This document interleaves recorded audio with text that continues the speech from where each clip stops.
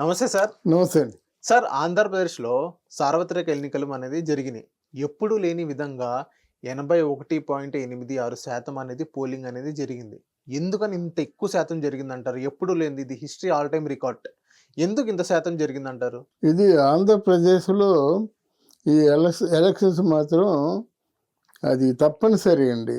అంటే చారిత్రక అంశంగా పరిగణించబడి ఉంటుంది. ఎందుకంటే ఆంధ్రప్రదేశ్ ఉంటుందా? లేకపోతే ఆంధ్రప్రదేశ్‌కి ఎవరైనా కొట్టుకుపోతారా? ఆంధ్రప్రదేశ్‌లో స్థలాలు ఉంటాయా? స్థలాలు మిగులుతాయా? ప్రభుత్వం తాలూకు ప్రాపర్టీ ఏమైనా మన మిగులుతుందా? తాకట్టులో ఉండిపోతుందా? అప్పుల పాలైపోతుందా? అప్పుల పాలైతే ఏ మేరకు? వాళ్ళు రకరకాలుగా అనుకుంటున్నారు.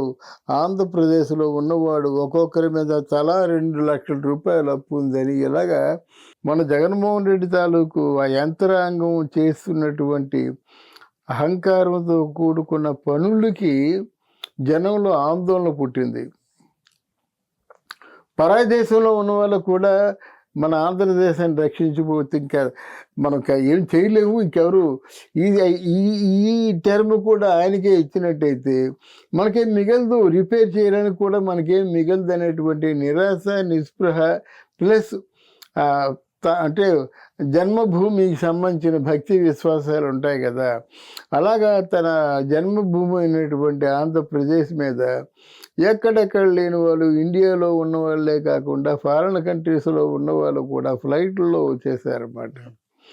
తర్వాత ఎలక్షన్స్ ఒక నెల రోజులు ఉన్నాయనగా మొత్తం ఎక్కడెక్కడ లేని వాళ్ళందరూ కాకినాడలో కానీ పిఠాపురంలో కానీ హోటల్స్ అన్నీ కూడా బుక్ అయిపోయి ఆ పిఠాపురం పెద్ద పండగ కళతో కళకళలాడిపోతుంది అన్నమాట. ఎందుకు కారణం అంటే ఎప్పుడు ఎలక్షన్స్ ఆ రోజు మార్నింగ్ తెల్లారుతుందో అప్పుడు వెళ్ళి ఓటు వేసేద్దాం అనేటువంటి ఉత్సుకత అందరిలో ఉంది. దాని తర్వాత ఏంటంటే ఇక్కడ ఒక చావు బ్రతుకుల ఆట ఎవరికి? చంద్రబాబు నాయుడికి, పవన్ కళ్యాణ్కి.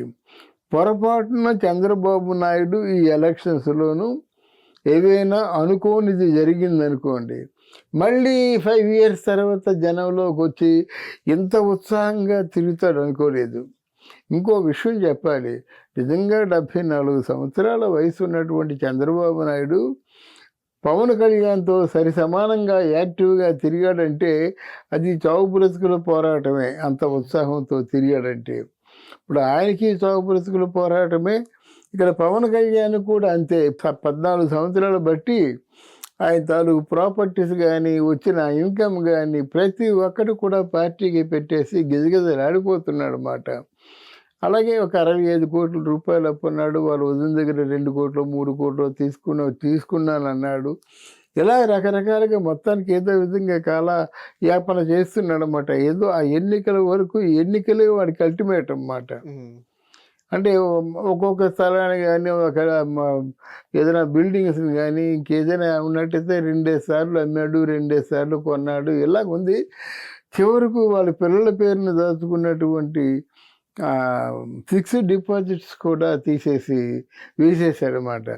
ఇప్పుడు జరగకూడదు ఏదైనా పవన్ కళ్యాణ్ జరిగిందంటే మళ్ళీ ఇంకొక 5 సంవత్సరాలు వెయిట్ చేసేటువంటి ఓపిక పవన్ కళ్యాణ్కి లేదు. ఒకవేళ పవన్ కళ్యాణ్కి ఉన్నప్పుడు కూడా మిగతా ఫాలోవర్స్ ఉంటారు కదా, వాళ్ళు ఏమో డబ్బులు తీసుకొని ఫాలో అవ్వలేదు, వాళ్ళేమో మందు తాగి ఫాలో అవ్వలేదు, బిర్యానీ కోసం ఫాలో అవ్వలేదు. కేవలం పవన్ కళ్యాణ్ మీద ఉన్న ప్రేమ అభిమానాలతో ఫాలో అయ్యారన్నమాట. పాపం ఆకలి దప్పికలతో వాళ్ళు ఏ రోజు కూడా ఆయన పార్టీని నడిపించడమే చాలా కష్టమైపోతుంది అనుకున్న రోజుల్లో మాకు ఏదైనా సాయం చేయనంటే బాగుండదని చెప్పేసి నిజంగా ఈ విషయంలో మాత్రం ఆంధ్రదేశంలో ఉన్నటువంటి వీర మహిళలు, జన సైనికులు కూడా చాలా నైతికమైనటువంటి విలువలు ప్రదర్శించారు. ముందు మనం వాళ్ళకి హ్యాట్స్ ఆఫ్ చెప్పుకోవాలన్నమాట. సైన్యం అందరూ ఉంటారండి. సైన్యాల్లో మనకి వానర సైన్యాన్ని ఎందుకు చెప్పుకుంటాము? వాళ్ళు మంచి ఆలోచిస్తారు అంతే. వాళ్ళకి కావాల్సింది అల్టిమేటం ఏంటంటే వాళ్ళ స్వామిని కాపాడుకోవడం, వాళ్ళ స్వామి కోసం ఏమైనా చేయడం. అలాగా ఇక్కడ పిఠాపురంలో ఉన్నటువంటి జన సైనికులు కానీ, వీర మహిళలు కానీ వాళ్ళకి అల్టిమేటం గోల్ ఏంటంటే మన పవన్ కళ్యాణ్కేమో అఖండ విజయాన్ని చేకూర్చడం. ఇలాగ అందరూ ముక్త కంఠంతో ఈ ఎన్నికల్లో రంగంలో దిగారు కనుక ఎలక్షన్స్ సహజంగా పిఠాపురంలో ఒక 85%తో వచ్చినట్టుగా విన్నప్పుడు కూడా అక్కడ ఎవరు కూడా నాకు తెలిసి మిస్ అవ్వలేదు. కొంతమంది ఆ చెదురుముదురుగా వాన పడినప్పుడు కొంచెం ఇళ్లకు వెళ్ళి మళ్ళీ వచ్చేసి రాత్రి 11-12 గంటల వరకు ఓట్లు వేశారంటే కేవలం ప్రేమాభిమానాలతోనే వేశారు.